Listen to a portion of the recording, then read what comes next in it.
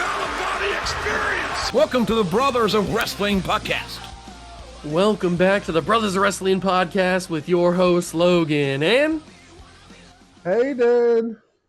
And we bring you another episode where we are back together and we got to talk Clash in Italy. Just a quick little recap since I did my recap fully right after the show happened, and Hayden gave his notes, but he didn't really have any audio input, so he's here now. So hey, let's talk a quick Clash in Italy recap.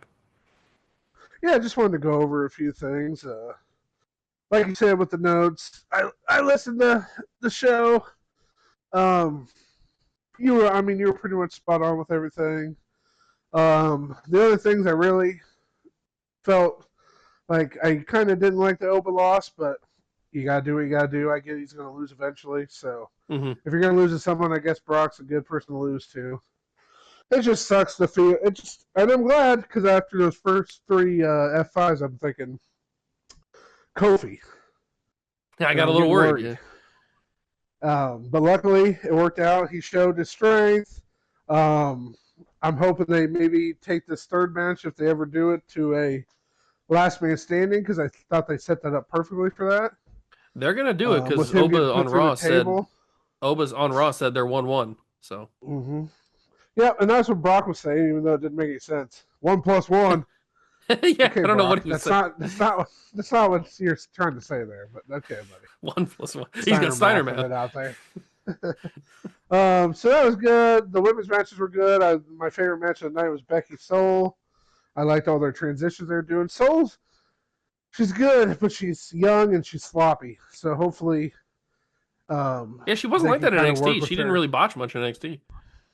But here's the thing: you're going up against people in NXT that are kind of at your same skill level, and so some of that stuff gets hidden. You're going up against guys that are making it so smooth up there that you start to see the cracks, and that's happened with all the people. And that's one of the reasons Becky gets a bad rap, because I think she's so good that when she goes up against the younger people, it shows some of their flaws, which then makes you feel like they're getting buried. Even Lyra had flaws like that. Well, that's what I'm saying. When she had the Lyra feud, then Lyra had the whole thing where she messed up the handcuffs or the ties or whatever. The ties. It was just, you start noticing things on when they're going up against one of the greatest to ever do it. You notice some of the little things that you don't notice when they're going up against the same skill level of competition. So, but I thought she did a really good job. The spot into the Soul Snatcher was great. I like that little transition. Do you agree with me that we're leading to a Jessica Carr match? Oh, I mean, you have to. What's the point of this if you're not ever going to do it? Yeah. I'm hoping it's just a one-off, and unless she really wants to wrestle. It doesn't need to be a... No, she can go back to referee. I like her as a referee, so I'd rather stay there. Now, I mean, she was a good wrestler. So, I mean, I wouldn't say if she went in to wrestle, then I wouldn't be mad about that, but I like her as a referee. I think she does a good job. So, then Cody Rhodes and Gunther suck. No, not your Cody. Here comes the weekly Cody rant. Okay, you're telling me you watched that match and you said, "Man, he's just on another level." I said that for Gunther. Like, what are we doing with this guy? He just can't. I mean, how do you have a bad match with Gunther? Like, it's just. I don't get it. He doesn't look good. He's easy to find, but hard to beat. He's not smooth in there. It's so clunky every time. It's just, I don't get what the appeal of Cody is to people. I don't get it. Because he's a white meat babyface. And Gunther's fine. The finish sucked. I was so confused by it.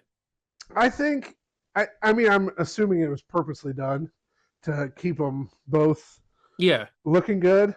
But it just came off real confusing. It came off real weird. Odd. Yeah.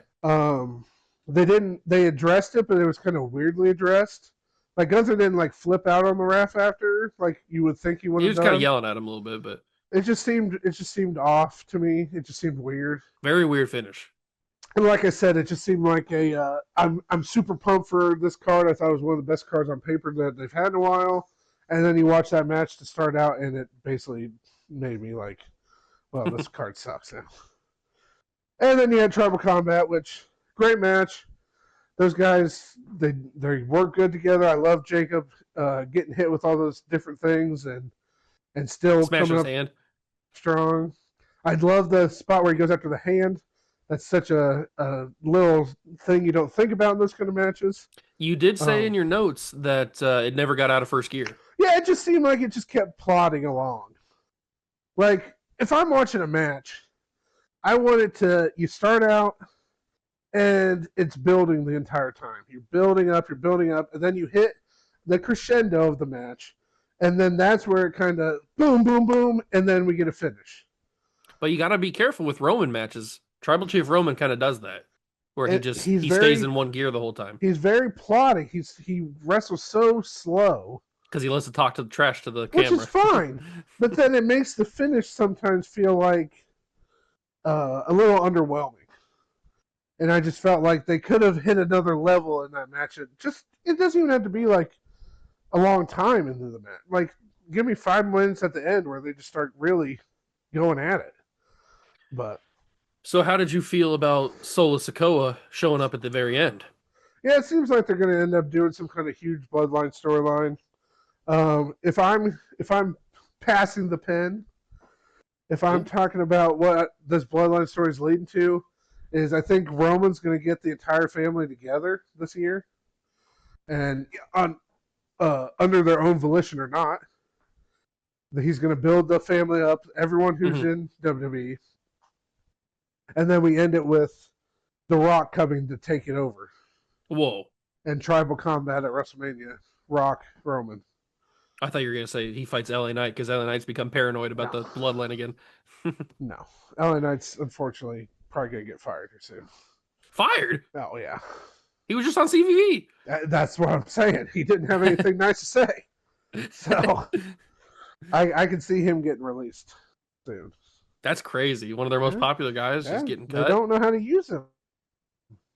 That's a hot take. Oh, I don't think he's doing anything for the title. Especially winning. He might win Money in the Bank. No way, man. They got so many other people they probably want to put in that spot. So, all these young guys. I hope Trick wins it. That's what I'd go with. Let's get Trick in the main US champ and Money in the Bank? Yeah, who cares? RVD was Intercontinental on Money in the Bank. RVD. He's a god. Smoking a little bit too much of the reefer. Yeah, well, that's how you lose your titles.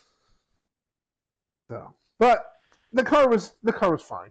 But that card could have been on par with one of the best cards of the year, and then it just felt like a letdown. And that's what sucks about when they really build up these cards like that. It's like we talked about it on the preview. It was feeling real good. And it's like some of the best cards of the year were like, one of my favorites was last year was the Cena Saturday Night's Main Event. Yep. Because you didn't have a lot of expectation for it, and then when you got there was banger after banger after banger. It's just like, it seemed like this one was like, this should have been like 5-star, 5-star, 5-star. Let's go. Let's have one of the best shows of the year, and it just never really took off ever. And I think a lot of my problem with the Tribal Combat is that the whole show felt like that. Yeah. And I did see a thing afterwards, was like the production difference of watching them on ESPN as opposed to the Saturday Night Main Events on Peacock is insane. Like, on Peacock, there's barely any ads. You get the backstage stuff. You don't get any backstage stuff on these PLEs anymore. You don't.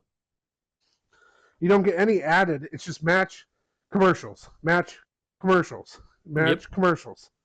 When you watch the Saturday Night's Main Event, there's backstage stuff. They're talking to them backstage. They're figuring out what they're going to do. It feels more intimate. It feels like a wrestling event. I feel like I'm watching these matches on YouTube where I got 10 minutes of ads in between each match. It's just, I don't know. It just seems, the ESPN thing I don't think has been in their benefit at all. No, probably so far. Not. So. But yeah. Except for getting Danhausen some exposure. Well, okay. The Knicks are winning. Why is Danhausen not King of the Ring? That's what I want to know. He should be in it. He can't. He wouldn't lose. He just wouldn't win. But yeah. So, decent card. How do you feel about King of the Ring King of the Ring first round being fatal four ways and not 1-on-1s? I get why they're doing it, because you don't want to. You want to put as many big names in this as possible, and you don't want all those big names to lose. Yeah, but they were supposed to do that for Oba to lose and protect him, and he won. Well, I mean, who said that was for Oba? Well, that's what everybody thought. Yeah, but then who didn't get pinned in that match? Penta didn't get pinned. Exactly. If you had a one-on-one Oba Penta, somebody's getting buried. Now, I'd love to see that match. Ooh.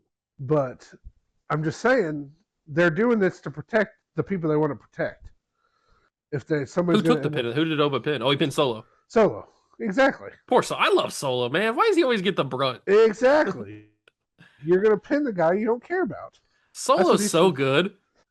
So now you're going to set it up where you got Oba winning. You got whoever he's going to fight. And we're doing this before SmackDown, so we don't know who's going to win the SmackDown matches. But so then he's going to get a one-on-one against somebody. And yeah. And this is where you think maybe a little Brock interference? Well, so I'm thinking if I'm right now this feud. If you're passing the pin. If I'm passing the pin. We just keep talking about our own shows on here. Might as well do a cheap plug. Mick Foley. If we're talking about like a pass the pin kind of idea, you're taking Oba and you're taking him to the finals at Night Champions. Because you want that big time exposure. You're going to get him in Saudi Arabia. We got to stop having him do the Oba walk down these long ramps.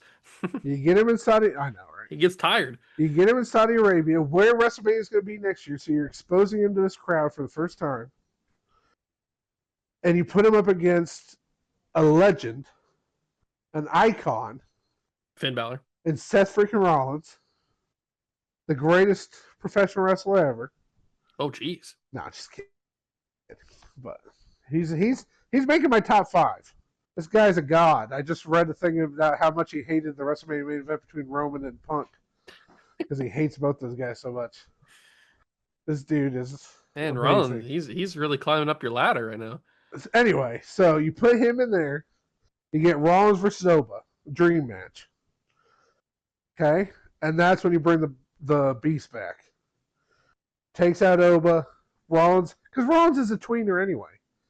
You don't think he's going to take advantage if Brock comes out and takes out Oba? Oh, he would. He's taking that every day of the week. Ultimate opportunist. Yeah. He takes that. I mean, he is the heist of the century, ruse of the century guy, so he's doing it. And then he gets. And then Rollins can go fight he's Roman. King of the Ring, and he goes on to fight Roman at WrestleMania at SummerSlam. And that's your night 2 main event right there. So. And, when they were talking about how the winner of King of the Ring fights at SummerSlam, I was like, didn't SummerSlam already happen? I thought we already covered that. And I was like, oh, that was our Just Book It SummerSlam. That already happened. God, embarrassing. I was going to say, I thought we just talked about SummerSlam. Did we just watch that? No. No, but... It was so awesome that I forgot. In my head, there's been all this talk about how they were setting up for WrestleMania 43 was going to be Roman, Seth, Cody, Punk. Okay? So this is where I think, okay, well, if we're going to bring back The Rock to fight Roman, then we need to do Seth and Roman at the second biggest event of the year. Makes sense. And that's why I think they would do that at SummerSlam. Which I could even see Seth coming out winning that match. You have Seth finally, because he never beats Roman. True. You have him finally beat Roman. Roman goes away for a while. Maybe this leads to a war games between the Bloodline and Seth's team, whoever he can get to be on his team. And then they go their separate paths, and that leads to The Rock versus Roman. Because I'd like to see Rock and Roman not be for the title. If they're going to do it. Yeah. Because then that gives you that main event. It gives you Seth versus whoever he ends up fighting. And it gives you, if you want to do whoever Cody fights. I have, two questions. And all this bull crap. Hold on. All this bull crap about Roman attacking QB1 and then Cody calling him out on the thing. They just love to keep that going, but that ain't happening anytime soon, I don't think. No, not right now. Those no, two they're just going to going tease it. Again. And I don't think they're going to leave the title on them until Crown Jewel. Either one of them. I don't think we're getting that match at Crown Jewel either. So, anyway, what were your two questions? I actually have three. One is about Roman. We'll talk about that last. I have two King of the Ring, Queen of the Ring questions. One, how do you feel about them just silently moving Finn to SmackDown? I'm fine with it because I'm happy for him to get the fresh start. Would I have liked them to do something on the actual show that did that? Why couldn't he even have been backstage with Pierce on Raw? And Finn goes, "Hey, what's going on? Why am I blue?" And then Pierce tells him, "Why am I blue on this tournament thing?" I sold you SmackDown.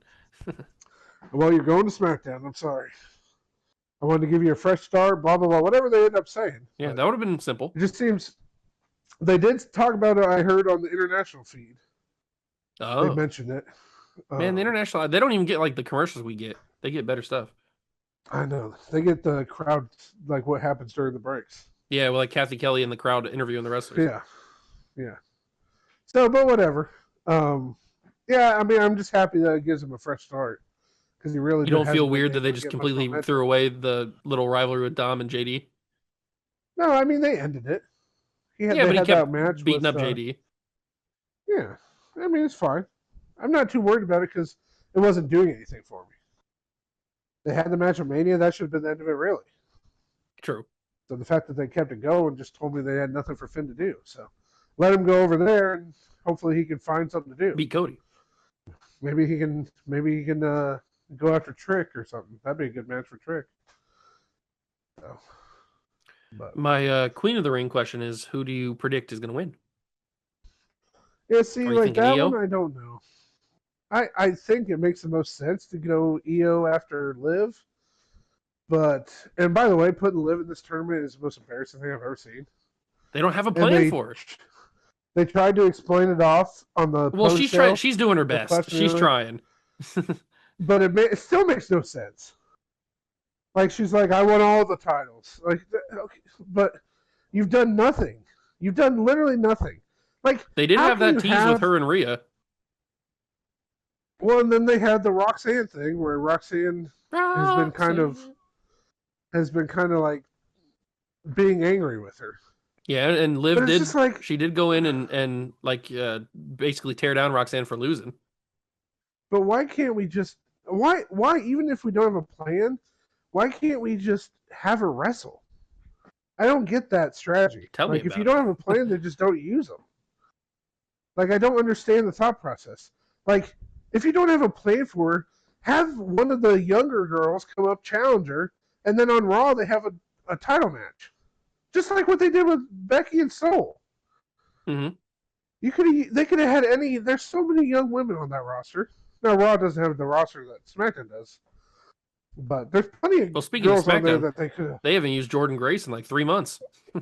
Well, exactly. Why didn't you just trade Jordan Grace for Finn, and then Jordan Grace goes after her? I don't know. Well, yeah, Jordan Grace hasn't been there since she lost to Jade right before WrestleMania. Or if she has, she hasn't done anything. Not that she might have been backstage. Natty's down in NXT talking to Jada Parker. Yeah. I don't know. There's just so much. There's so much you could do, and it's just lazy. Just like, well, we don't have a plan for her. Stephanie should be back soon, so we'll do that when she comes back. But we're just not going to do anything. If they're the world champion, have them do something. This is why we need another season of We need another season of Unreal so we can see that whiteboard and see what they're thinking. It just doesn't make any sense. Do the storyline. Just do something. Just have her out there. And Dom doesn't do anything either.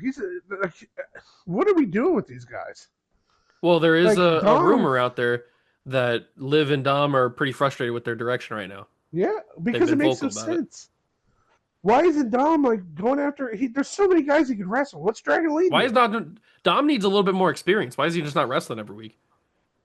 Why don't we have Dom go on this lucha killing spree or something? There's so many lucha guys in WWE right now. He's the king of luchadors.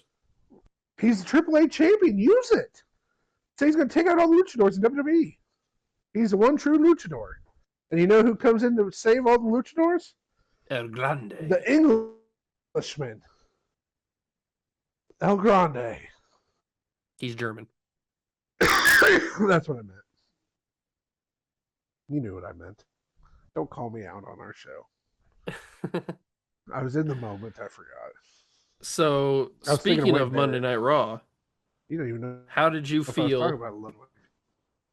How did you feel about Oba coming out and saying all this stuff about how it didn't affect him losing? He's still gonna get the job done. They got to keep him as strong as possible. So, all I'm saying is you better win the series. So. Oh yeah, definitely. If he doesn't win the series, then what are we doing here? But I mean, I'm really hoping they go last man standing because the way they put him through the table, and then he gets up at like 6 and gets in the ring before 10. I mean, all that setup seemed to go last man standing. Don't do some stupid I quit match because that makes no sense. That'd be weird. Guys, Brock would never say I quit. Their characters, they're not quitting. That just doesn't make any sense. You got to have some whiny heel in those kind of matches. That's going to end up quitting when they can't take it anymore. I did have one thing about to bring back to the Liv Morgan not wrestling every week or Dom not wrestling. Yeah. Vince, for all his flaws, and he's got a lot of them, he did always have his guys wrestling and on TV. Yeah, I mean, there's been times in the past where like champions are getting buried, like the classic Miz when he was attacked Bryan. When he was Intercontinental Champion, they had the talk and smack segment, and because he didn't feel like he was getting used. I mean, there's always guys that doesn't make sense why they're not wrestling. But the one thing about Triple H that I don't like in booking, I mean, there's a lot of things. But the one thing that always bothers me is if they don't have this drawn out 8-month plan for somebody, they just don't use them. Like, I can name you 50 guys right now. LA Knight, we just talked about him. Dom, Liv, the Judgment Day in general. You go over to the other side, they're kind of doing this storyline with Tiffany and Chelsea and them. But still, they're not really doing much with that. Tiffany's not even in the freaking Queen of the Ring. Nope. You put Liv in, but you don't put Tiffany in there? Like, what are we talking about? I don't understand. I mean, there's just so many people. And the fact that Julia took the pin in Italy. Oh, yeah, it made no sense. You had so many other people. You literally, like, this is the other thing that made no sense about that match. You literally are going to do a segment where Liv destroys Roxanne about losing. Why wouldn't she take the pin? Doesn't that make way more sense why Liv would be mad she lost? Instead of just losing the match? And then, I mean, Julia, she's Italian. Well, yeah, it just doesn't make any sense.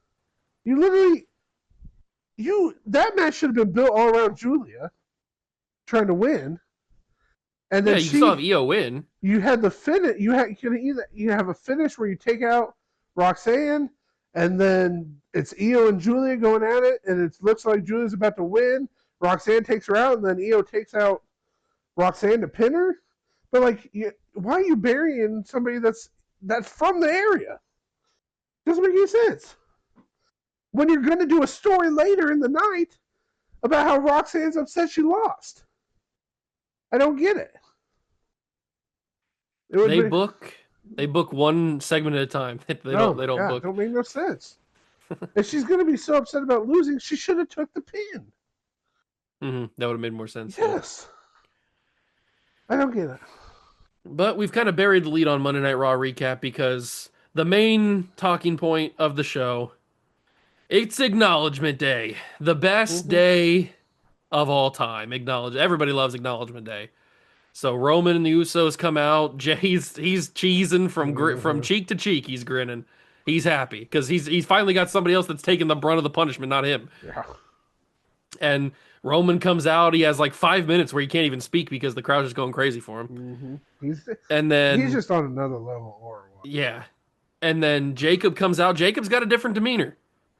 He comes out. He's not wearing the flashy clothes that he wears. He's got just all black like a funeral. Comes out, grabs the mic, says that he lost to Roman, not Jay, which is hilarious. Even though Jay at the start he said Jacob first day on the job he's already late. That was good. Yeah, I like what they're doing, Jay here.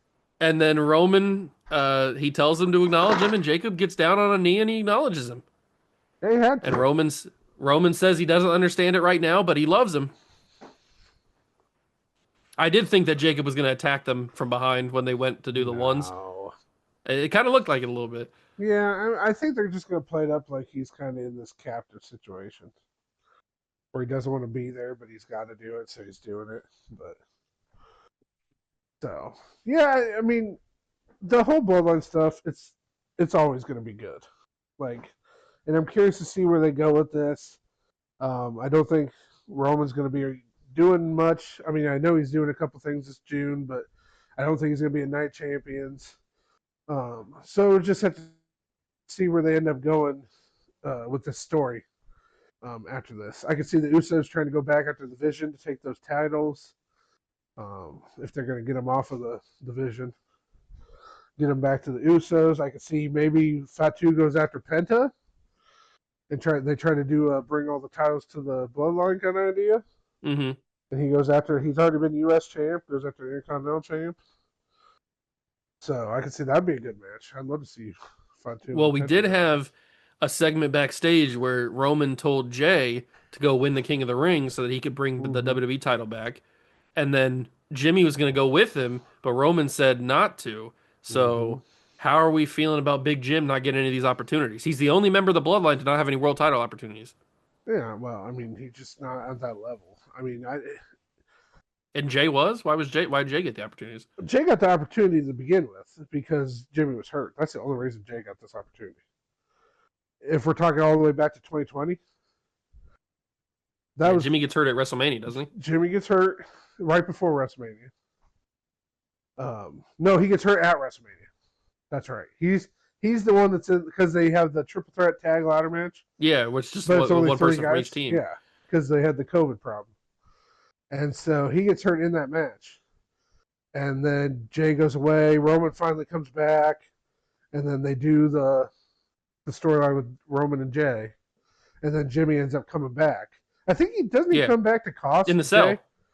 Yeah. I think he ends up. He comes back. He tries to get because Roman's got Jay in the guillotine. Well, the first time he comes back is when he comes back to tell Jay, because Jay ends up getting stuck in like following him around after he loses those first few matches.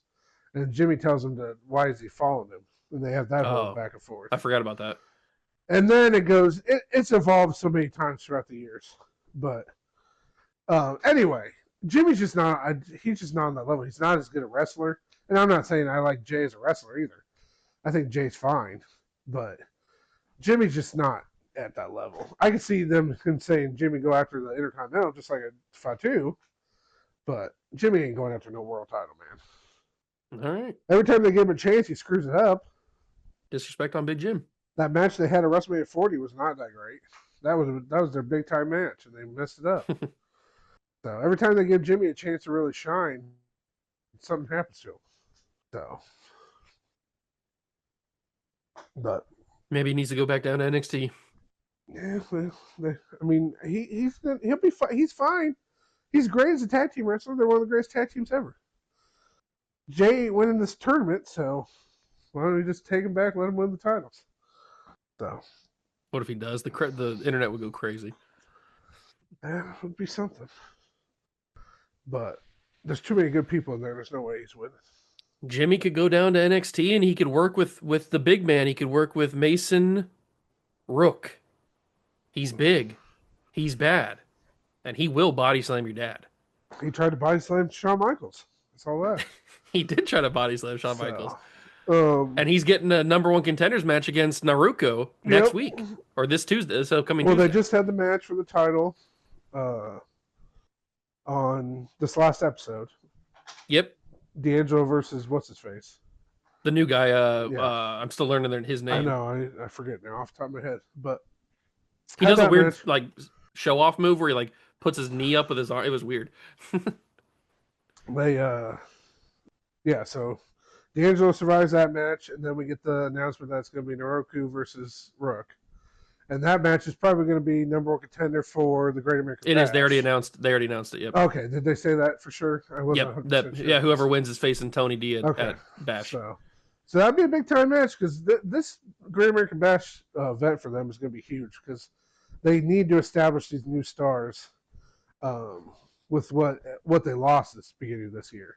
Mm-hmm. So this is their chance. This is their first big event to really establish what they're going to do with these big time names. So and Tony D's looking good. He's doing fine carrying it, but he needs a dance partner. And you think they would drop the title already? Whoever wins at Bash. I don't know. I wouldn't think they'd take it off him that soon because he's been the guy the glue for NXT so far. Mm-hmm. I wouldn't think you'd want to take it off of him that quickly after just giving it to him. I mean, he hasn't had it that long, a month and a half. No, he beat Hendry a couple months ago. Yeah, so I don't know. I would keep it on him for a while to give him that little rub, but the women's title race is getting pretty crazy too because you got Lola, and they already announced that it's going to be, why am I blanking on the names? What for the chat? What's it called? They announced another number one contenders match. They're having it's Kalani Jordan versus Ren QCC girl. What's her name? Kendall Gray. I knew I'd get there. Oh yeah. I'm still trying to learn these NXT names. I know. Kalani Jordan versus Kendall Gray, and they're wrestling for the number one contender, and whoever wins faces Lola at Bash too. Yeah.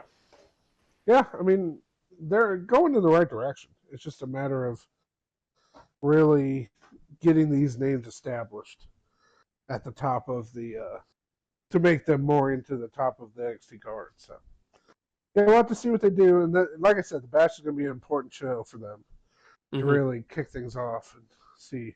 I did want to go back to Raw for a second because we didn't talk about one thing I wanted to talk about. Okay. And it was the main event. And it was the verbiage at the end of the main event. Yeah, Seth ended up beating Braun in the... It was a pretty good match. In the rubber match. And it was a good match. Probably their best one of the three, I thought. But the verbiage at the end was that he put the Vision in his rearview mirror. Yep, I remember them saying that. Feud's over. I would think so. And then when you saw the way that at Clash of Italy they had Braun with Theory with the titles, it's telling me that they're probably going to go that route and with the tag titles. And it looks like Seth's going to go his route. Now, like I said earlier, I'm thinking he's going to win the King of the Ring. Well, Seth was teasing Roman at the end of that match as Raw was going. Yeah, at the end of the Raw, it was going off the air. He put the one up, teasing him. So it looks like that feud's over now, which I would think so. It seemed kind of a weird little I thought maybe they'd take it to Saturday night's main event at Madison Square Garden. Nah, it was all kind of rushed with everything that happened and everything. Yeah, and I think they wanted it to be over sooner, and then the WrestleMania pushed it back. And I think they're just trying to. And the Vision's such a cursed faction right now that everybody gets hurt. Oh, it's horrible. So I just wanted to talk about that. How it looks like Seth. Like I said, it looks like he's going to go on to win King of the Ring. I don't know if he. Well, I think he's my pick right now. That's the way they look to be pushing him towards. So, but I just wanted to talk about that because that's a big feud that they seem like they just they ended real quick there. So, but somebody else that has a pretty clear direction on what they're doing is your guy MJF. Yeah, he got hurt. He regained the title and he's back on top of the world, baby, and he's got hair. Hopefully he's not out too long. They just announced today that he got hurt. Nah, he's fine. In the title match against Rush. He's fine. He's MJF. So he always tweets about how he doesn't get hurt. Yeah. So he's not. He had to cancel one of his appearances this weekend. That's why they were talking about it. But yeah, I like how he came out as the Matador. That was great touch. He just does he's so good at his character. Yeah, he's pretty good. Like his matches are fine. I like his. I mean, they're nothing to write home about. I don't think he's. Well, he's got to have that workhorse like Danielson or somebody like that to I'm just saying I don't think he's like one of the greatest wrestlers, but in terms of character, he's on top of everything. He's all like he's the kind of character that you would want to be if you were a wrestler.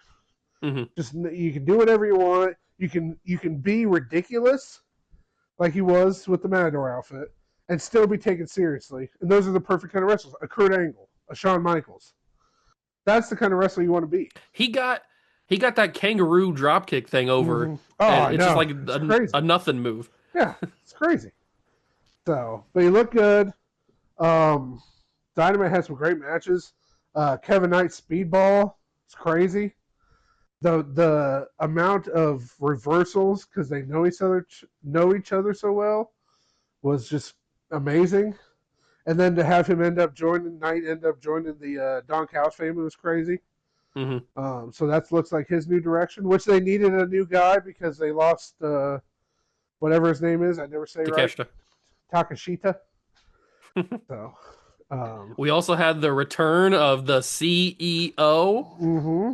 Joined the Owen Hart tournament. So she was the wild card. Yeah, that's big.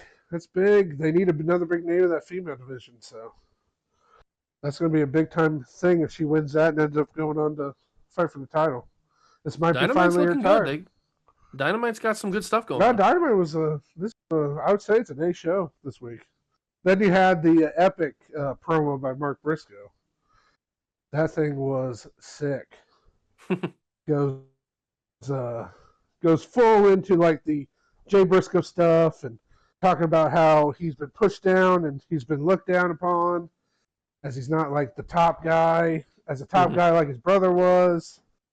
And he really just like laid it all out for MJF, and I kind of like that direction. Let's give Mark and MJF some run, see how that goes.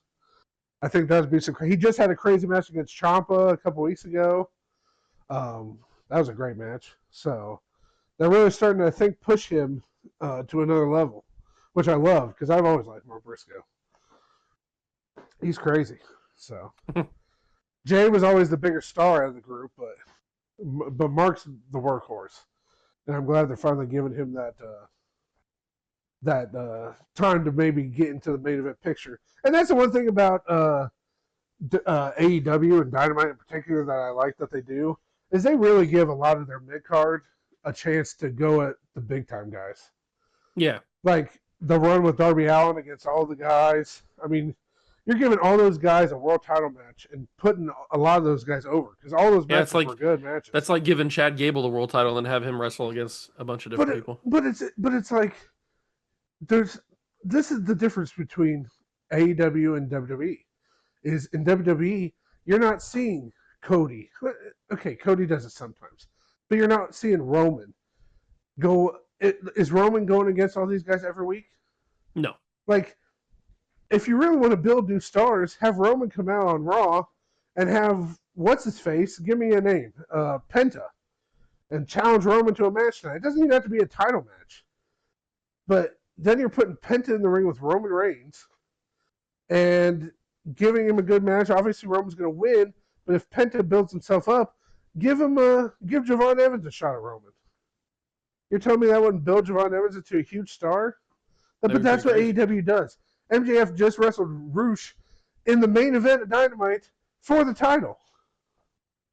Like they're always defending the title. Even if they don't defend the title, they do eliminators, which is the same idea. Where if they beat them, they get a world title match. They have a very WCW style booking. It's about the wrestling, not the bad WCW though. It's about the wrestling, and that was what was different with WCW to WWE at that time. WWE was character, and WCW was old school wrestling. Now WWE is focused more on storylines, and not that AEW doesn't focus on storylines, but they use wrestling in the storylines. There's a difference. And AEW will hit you with a title change on a random Dynamite or a Collision. And that's what's nice about that is that when you put the titles on the line like that, and now, the one thing I don't like about AEW is the amount of titles they have. I think they give a lot. That oversaturates what they're trying to do. But you're putting these guys in title matches. But look what you're doing. Who has the titles right now? MJF, Moxley, Okada. Well, he lost it to Takesha, but Takesha. What's his face? God, why am I always blanking on that guy? Knight is TNT. You're getting these guys that are going to have good matches. Like Moxley's putting guys over all the time. He's having these great matches every week. Trust me, I know. I mean, he's in my fantasy. He's getting TV matches every week. I mean, he's putting these guys over. Yeah, he's winning most of these matches, but it's not. That's the thing about wrestling is people are like, well, they got buried because they lost. No, that's not true. You're putting Roosh out there against MJF. You think MJF or Roosh got buried in that match? No, he's in the main event of Dynamite against the world champion. That's only raising his stock up for whatever he does next. All the stuff Darby Allin did with all those guys. Brody King, he did the stuff earlier with MJF, and then he did it again with Darby Allin. You're telling me that you're making all those guys, and you could say, yeah, they could win that match, especially when it was Darby Allin against all these guys. So you're building up all these guys to be world champions. And you're building a mid-card. So now when you look at the mid-card, well, that guy could be a world champion, that guy could be a world champion, and now they're in a rivalry together. That makes that rivalry even bigger.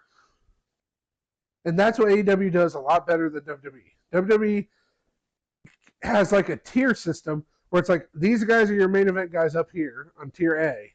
Now all these guys are tier B. We can't put tier B guys against tier A guys. That doesn't make any sense. And that's how their philosophy is. That's why the same people keep being in the same matches. It's just a variation of each match every time. Punk McIntyre, and then you get Punk Rollins, McIntyre Rollins, Reigns Punk, Reigns Rhodes, Rhodes McIntyre. It's the same like 6 guys. They just rotate them through. But you don't see them bringing up a Penta. You don't see them bringing up a Dominic Mysterio. You don't see them bringing up a Logan Paul, an LA Knight. They've tiered him out. LA Knight's got his own tier. Jey Uso, they for some reason keep throwing Jey Uso in tier A, and no one wants that. You got Gunther up there. But like that's what I'm saying. Like what they did at WrestleMania is the perfect example. Is Braun Breaker got hurt, who they're trying to put up in tier A. And so you got Seth Rollins tier A guy. We can't put anybody else against him except tier A Gunther? It didn't make any sense, really. But they did it because they don't know who else to put in there with him. You're telling me you couldn't end up somehow putting Theory in there? Logan Paul? They could have even made it a handicap match. There's options. That's too complicated. But that's what I'm saying. They tier everybody out, and then they don't mix anybody together. So you're getting the same matches over and over again. Stick to the status quo. It's just like, but then they do the opposite in the women's division, which I don't understand. Like they bring up like a Soruka to go against Becky, a Lyra to go against Becky. Why wouldn't you do the same thing down there for the men? I just don't understand the thought process. It's like they don't trust these guys. Something else that you don't understand is why everybody loves QB1. Yeah, I don't get it. Cody Rhodes, WWE champion. What do we think he does on SmackDown on Friday? Well, I'm hoping they go off into a new thing because I don't know. Is he going to wrestle Gunther again at Night Champions? I don't think so. It seems like they left it open-ended for him to have another match with him, but what's the point of that? Because then are you going to take the title off of Rhodes? Like, you just keep bearing Gunther now. Like, Gunther needs to go off and do something else if you want him to keep being this hot heel he was before this. I don't know. I don't know where he goes. I mean, the logical thing I would think is you have to go back to Gunther. Because more than likely you don't have Roman at Night Champion, so you're going to have Cody at Night Champion. Yeah. Because he's probably going to be your main event.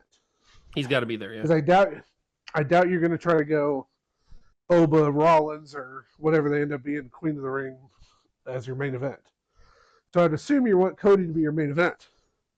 Now, I did see something where a guy was talking about maybe we should do Cody versus Gunther versus Sammy.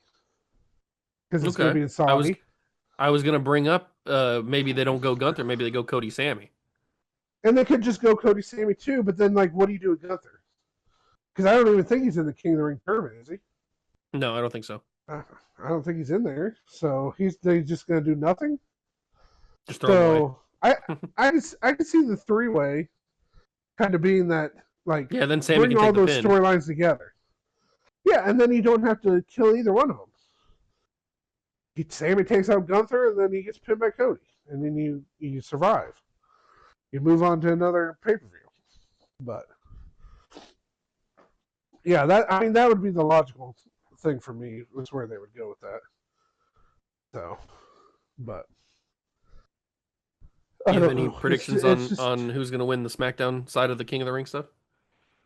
Or Queen of the Ring? What's the matches that are happening to SmackDown? Do you have those? Let me look it up real quick. I don't remember what they announced. Because it's not SmackDown side and Raw side, is it? Because Solo's in that Raw. It's just they're doing 2 each because it's Fatal 4-Ways. But there's I see what you're saying. But they're going to do a match on SmackDown, is what I'm saying. Oh yeah, they're doing a men and a women. So Oba won his match. So the next matches you've got, I don't know which ones are happening on SmackDown tomorrow or on whenever we upload this on SmackDown. But you've got Dom, Braun Breaker, Trick, and Priest as one Fatal 4-Way. I like that one. You've got Seth, Javon, Tala Tonga, and Ricky Saints. Okay. And then you've got Jay, LA Knight, Royce Keys, Finn Balor. Okay. So I don't know which one's going to happen on SmackDown. So which one is against Oba? Oba's got the matchup between Dom, Breaker, Trick, and Priest. See, so this is what I would say with this: is if I'm booking this, I got Oba. I probably wouldn't have picked Oba to win that, but they had it perfectly played out where he got taken out. Yeah, if you're going with Oba's going to Night Champions for Barth to take him out for SummerSlam, then that's fine. So you got Oba who won. In that last one that would go against Oba, I would probably want, if I was me personally, I'd probably pick Trick in that one. Okay. They got a history. Because they got a history. That's going to be a great semifinal match. You can have Trick's, I think, in a good enough spot where if he loses to Oba, it's not going to kill his character. Yeah. So I think he can take that pin without hurting himself. And I'd like to see Lil Yachty go up against Oba. But then my other thought is, I don't think you want to do Braun Oba yet. No. So I would think, especially on a Raw. So I would think you'd want to rather have Trick go against him, and you're probably not doing.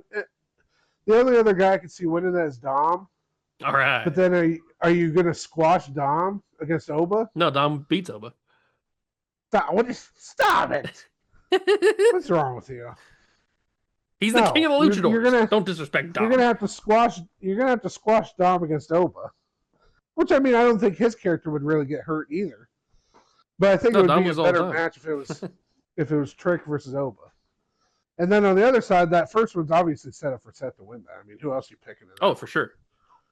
And then I could see a situation where Jay ends up beating LA Knight, and then LA Knight gets costing Jay, and then LA Knight costs Jay in the match against Seth.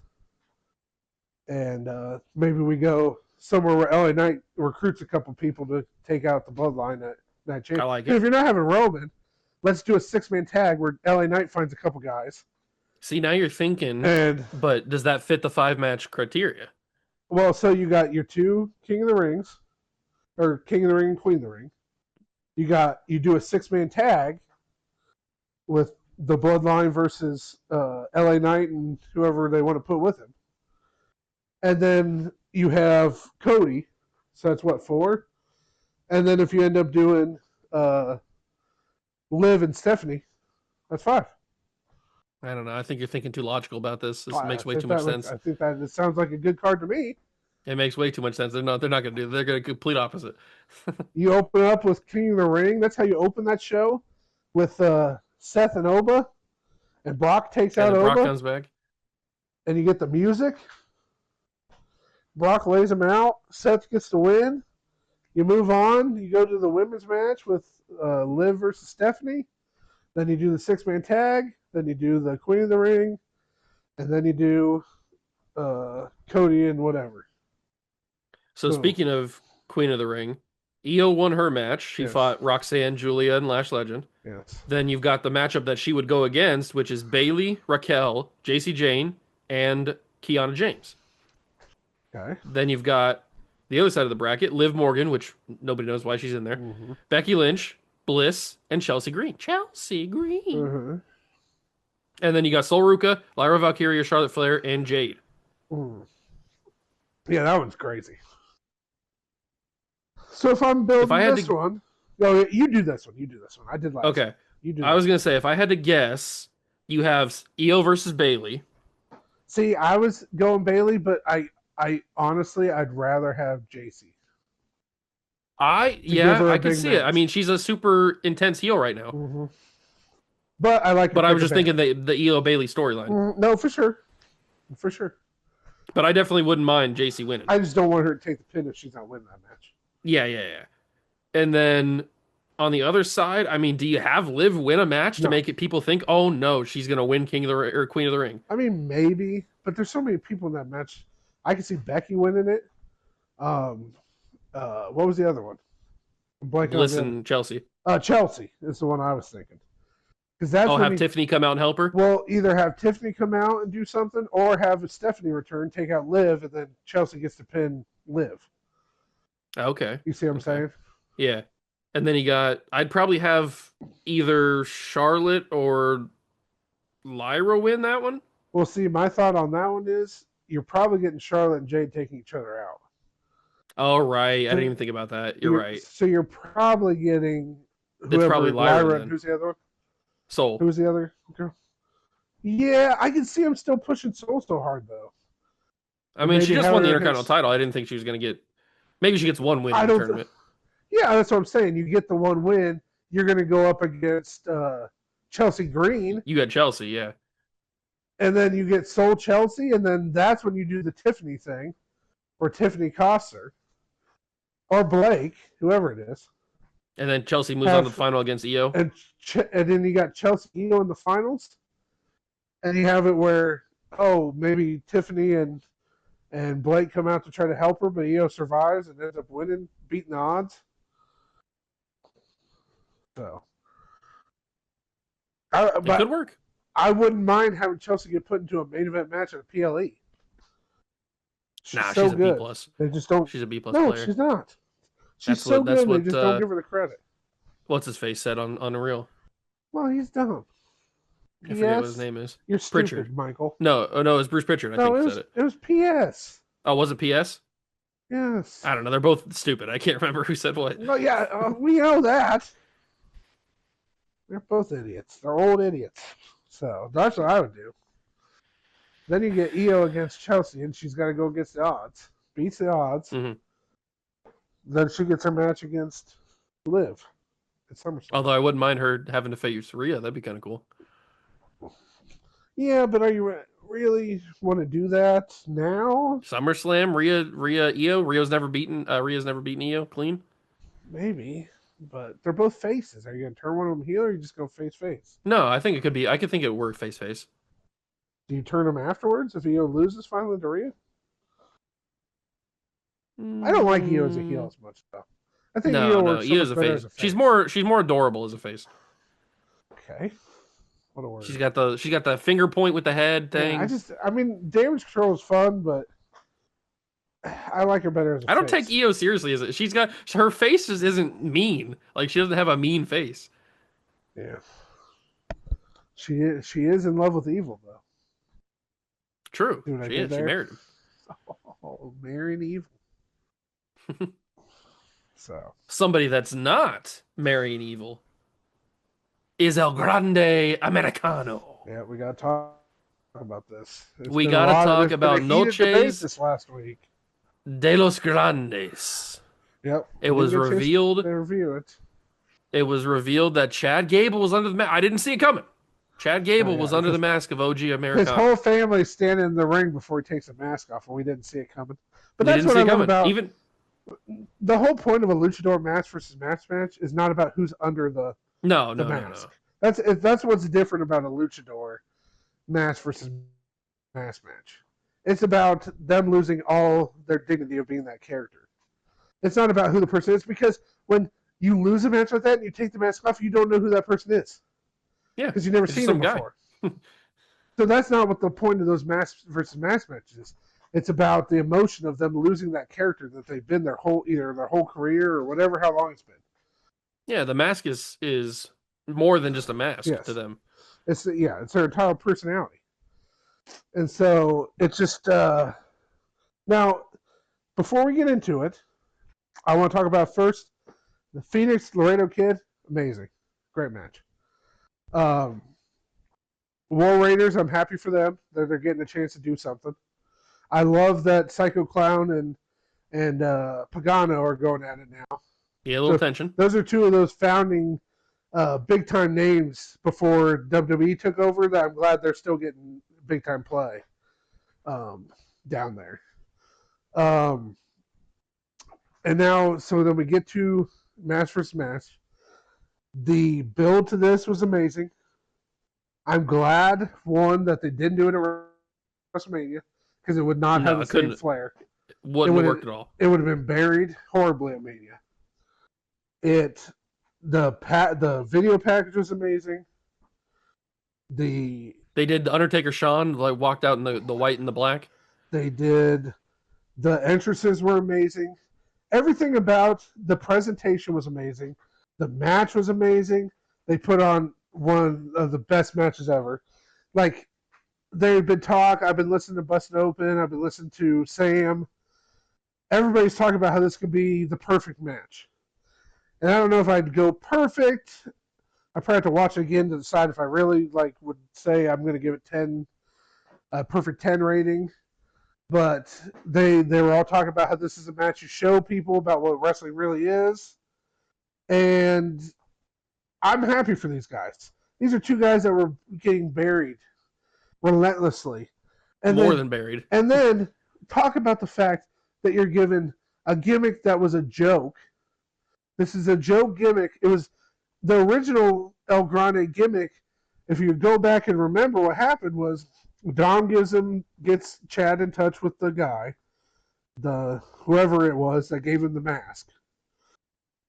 Then he becomes El Grande. Chad wanted to learn the ways of luchador. Yes, because he wanted to take them all out. And so he becomes El Grande. They do the classic mask stuff where El Grande's there and then Chad's like, I don't know who that is. Like, they were doing all the campy mask stuff to how this started. They were doing everything with it was a classic WWE storyline. And then Chad gets hurt. Where it was a joke. And it was so much of a joke that Chad gets hurt, and they decide, we're going to put a guy that looks nothing like Chad in this costume. He's tall. He's like 2 feet taller. And no-sell it as it's the same exact guy. And what happened? Which, one of the things I love about wrestling, when you lean into the absurdity of wrestling is when that stuff actually works. A la Danhausen. They also got very lucky. Gingerbread Man. Yes, they got lucky because Ludwig put in the work. He speaks fluent Spanish. Yeah, well, and he didn't just learn Spanish, he learned the dialect of the region where AAA is, big. Not just Spanish. He's learning the actual, slang of this area. And he started dating the ring announcer girl. He did that. He literally became El Grande. He put his we're never seeing Kaiser again. Soul into El Grande, which you got to give the guy credit. That is an amazing. Imperium is never coming back. No, never. So so you got to give so much credit to Kaiser, and he's up in WWE when he's in there. He's a heel. When he's down in Mexico, super face. And that dynamic bigger than Hogan. Yeah, it was such a Why you always got? He's reaching Hulkamania 80s level down in Mexico. Okay. Is that controversial? Okay. I mean, I wouldn't say it's controversial. I just don't think it's like it's been he's kissing babies. Let's not say he's Hulk Hogan. He's kissing babies. He's getting murals painted of him on the walls. But he put all his, and then you have the comeback of the original at Royal Rumble. That whole thing, and then they did a Spider-Man built the story, and they did the storyline in such a great way. Now when it was on WWE and Raw, it was very lackluster, and then they realized that, and they started to kind of taper it off of that, and they gave it to Undertaker and let him handle it. And my God, did they cooked it? It was amazing. You have him taking out the blind, whatever he was. I think he's a comedian, is what I heard. Comedian. I couldn't remember what he was. You have them take out him. Pimpinella gets taken out. Love Pimpinella from Lucha. Pimpinella gets taken out. You have the whole thing where he gets the ring announcer, his girlfriend fired. Then you bring in the Bravo and what's his face? Julio. Americanos. Oh. No. Ryo and Bravo. Ryo and Bravo. Yeah, Ryo. You bring those guys in. And they're two workhorse wrestlers that are going to be able to go out there and do things that you need them to do. Then you bring in the Creed brothers to be the OG side, where they're wearing the stupidest masks. They didn't even try with those masks. It's all absurd that's happening. And it's working. It's all working. It's ultra heat. OG was getting It's not just working. It was crazy. And then so you get to the match, and the match is beautiful. You get the blood splat. You get everything. Everything gets called back. And one of the things Sam said that I totally agree with is it reminds you of WrestleMania 40. Yeah, it was Avenger level. Because it goes and it hits every spot that has happened throughout this entire storyline. And they go and they hit that spot. And then they let the match breathe. You hit this spot with Pimpinella coming back. You let the match breathe. You hit the blind comedian spot.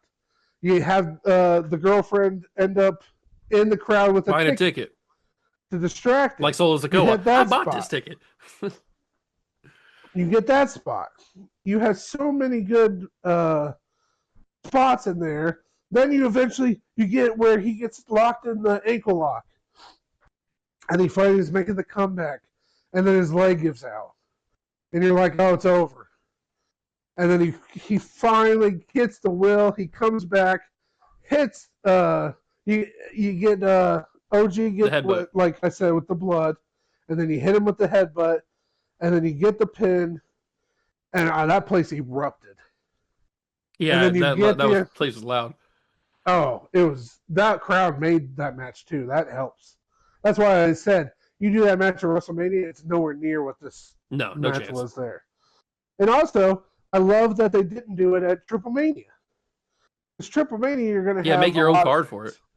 You made this card for this thing exactly, and it was one of the smartest moves that they and Phoenix got to shine. Made. So, you do that. You have this match. You have him cutting a great promo where he's getting booed out of the building. The line where he goes, he says that you're not the original. I'm always going to be the OG original Grande. And the crowd's booing him so hard. But then he says, but you're the only one. And then they cheer him. And then from that on, they started switched him. They switched him. He gave him the praise. He takes the mask off. His son takes the mask off. He's bleeding. He's bleeding. Gable's bleeding everywhere still. So you could tell he's struggling out there to see. I do. The emotions. I want to ask you one thing. What happens at Triple Mania if they do it at Triple Mania? Grande Dom. Does Gable come in to help Grande beat Dom to win the title? Ultimate babyface move for Gable. what I like, a lot of people have been saying they want to use this momentum for Chad to come up to the main roster. Mm-hmm. I don't feel that way as much because I feel like he's just going to get buried again. Probably. So I'd rather him go away for a little while. Not anytime. I mean, Triple H is in September. It doesn't have to be that long. But you do this whole summer where if you're not using Dom on Raw, let's bring him down to AAA and let's start the storyline with El Grande. And you have Dom take him out. Whatever you end up doing, you have JD with him, so they're taking him out. The only problem is Dom's a super babyface down there, too. They love him. You turn him. Let's say have to... on the next Fox AAA, you have Dom come out. He's getting cheered. He brings JD with him. You have him invite El Grande out and say, congratulations, that was amazing. That was one of the greatest matches I've ever seen. And you get the handshake, low blow. And then JD and Dom take out the Americanos and lay them out. You make El Grande look even bigger of a baby and face. You bust El Grande wide open. Oh, we get some blood, some Hits color. Hits him with the AAA title, busts him wide open, rips the mask a little bit, and you really... those masks aren't cheap. You really build Dom as the ultimate heel. Okay, and then I like you use the whole summer where Dom just keeps getting the advantage of El Grande the entire time. Yeah, El Grande wrestles a match, he gets cost by Dom. Maybe eventually Dom takes out the Americanos for good. Not forever, but so they don't get involved in the match. So then it ends up going where it's going to be Dom with JD up against El Grande at Triple Mania, and then all by himself. You get the huge moment where he's laid out Dom and JD look like they're going to end this thing where Dom's going to win and keep the title. And then Gable comes back. And then Gable comes back and he brings out the Americanos. And they take out JD. That place would erupt. Take out Dom. They would explode. It would be insane. So, but this is Triple A's time. Triple A's never been hotter than it is right now. And the fact that Grande is the one leading it is hilarious. Yeah. And they have the WWE umbrella over them. They have the production now. They have everything. This is their time. So they need to use this Triple Mania to capitalize. They need to come through and say, okay, we're going to do this and make this the biggest Triple Mania ever. Capitalize on El Grande. 2 nights. Capitalize on Dom. And let's make this one of the biggest matches in history. That's what they need to do. So we'll see what happens. But I'm telling you right now, AAA is probably one of the top companies in wrestling right now. Yeah, they're doing good. And Noche de los Grandes was a great card. And you were telling me about this before we started the pod. You were telling me that there is a great wrestling weekend coming up. Yes. So at the end of June, this could be one of the greatest weekends in wrestling history. That's a tall task. On June 27th, we get WWE's Night of Champions in Riyadh. And then we get, on June 28th, which may be one of the biggest nights in wrestling history, or days. I don't know when all the events are happening. But you're getting the debut on ESPN of the Great American Bash for NXT. This is going to be a real big moment for them to... I think it's their first ever event that's not going to be behind a paywall, because I think it's going to be free on ESPN, if I understood what they were talking about right. I'm not 100% sure on that, but from what they were saying, this is I think it's going to be on ESPN. Then, TNA is doing Slammiversary for their 24th anniversary. So that's going to be a huge event. They're going to bring out all the guys for that one. And then you got AEW's Forbidden Door, all on the same day. So you get Night of Champions, and then you get 3 huge events. June 28th. Pretty loaded. And one of the things, what we were talking about, and this is one of the things that, I always think about like the way the old school, when NXT was at its hottest, black and gold, and they were doing amazing shows before the WWE pay-per-view on Saturdays. And then you always looked at the WWE pay-per-view like it was a letdown because it was like, okay, we just watched Johnny NXT. Gargano and Tommaso Ciampa going crazy. And then now you're giving us this crap on the main card show. And it was almost like a disservice. The same thing just happened last weekend. You had Noche de los Grandes on Saturday, that was Saturday, right? It was Saturday. And then Sunday, you did Clash in Italy, and Clash in Italy looked like a letdown compared to Noche de los Grandes. It was like they outshined them in every aspect.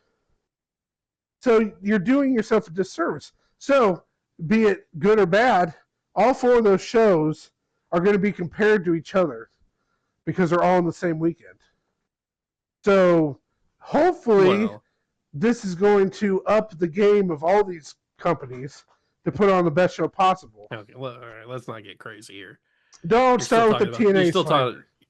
They always go. How'd you know that's where I was going? Because you're a broken record with that. They always go all out for Slammiversary. Give them a chance. They can come out with something good. They got Santana. They got Eric Young. They got guys. Hardys will do something crazy, I'm sure. So, but I don't want to be like this. The TNA made me do this. Mm-hmm. They made me turn cynical on them. Yeah, I'm sure. So, but yeah, it's going to be an amazing weekend. The last weekend in June. So, it sounds amazing. If you're a wrestling fan, that's your weekend. Your pants are going to explode. Yeah, they're going to do something. So, one thing that I always wonder, you were talking about Great American Bash being free on ESPN. Yeah. What are these people that like just random sports fans that just watch like the NBA or the NFL and they're just on ESPN? They're like, why is there wrestling on ESPN? Okay, but my counter to that is, how do they feel about that? Okay, but my counter to that is, if they say that, and then they're the same people that go, hey, it's the 4th of July, I should watch the hot dog eating contest on ESPN. I don't want to hear nothing about it. Or, hey, they're doing the Ocho again. Let me watch pickleball. Let me watch extreme pickleball in the backyard. Like, okay. ESPN has become a thing where, like, they got the most random stuff on there. Like, if you're watching regional swimming, don't come at me about there's pro wrestling on ESPN. That's all I'm saying.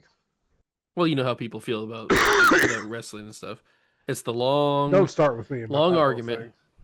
It's no, we fake. don't have time. It's fake. Yeah. It's not fake.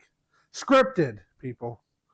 We don't have time to get into that. I don't watch Friends and then say, "Oh, it's fake." They were on a break, by the way. Of course, they were on a break. Yeah, she's dumb.